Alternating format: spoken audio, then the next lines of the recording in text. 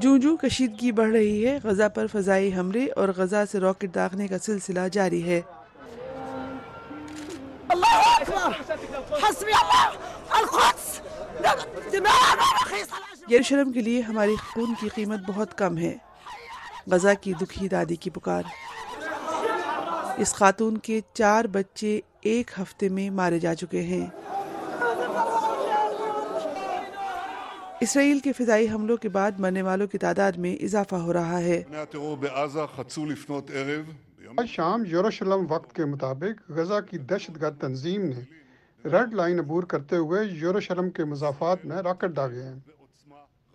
اسرائیل اس کا بہت سخت جواب دے گا۔ اسرائیلی وزیر اعظم کا غزہ سے راکٹ داغنے والے فلسطینی جنگجوؤں کو جواب۔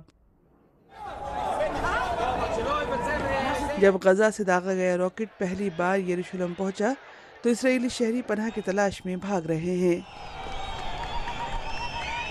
جبکہ طیش میں آئے فلسطینی خوش ہو رہے ہیں۔ یروشلم پر اسرائیلی قبضے کے 50 برس مکمل ہونے پر جشن کشیدگی کی وجہ بنا۔ یہاں پارٹی کا سماں ہے، پورے ملک سے اسرائیلی یہاں جمع ہو رہے ہیں جو قدیم یروشلم کی مغربی دیوار کی جانب بڑھ رہے ہیں۔ ان کے لیے یہ بڑا دن ہے، خوشی کا دن ہے۔ فلسطینیوں کے لیے یہ اشتعال انگیزی ہے۔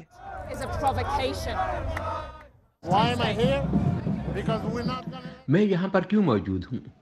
کیونکہ ہم ان کو جیتنے نہیں دیں گے جو ہمیں دھمکیاں دیتے ہیں اور ہمیں یہاں جمع ہونے سے روکتے ہیں۔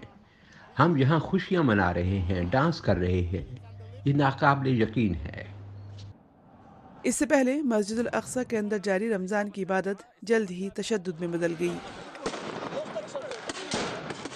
اس مقام پر اسٹن گرینڈ اور پتھر جو دونوں مسلمانوں اور یہودیوں کے لیے مقدس ہے۔ آج رات یہاں مسجد الاقصی سے شعلے اٹھ رہے ہیں۔ یہاں اسرائیلیوں کی خوشیاں منانے کا سلسلہ جاری ہے۔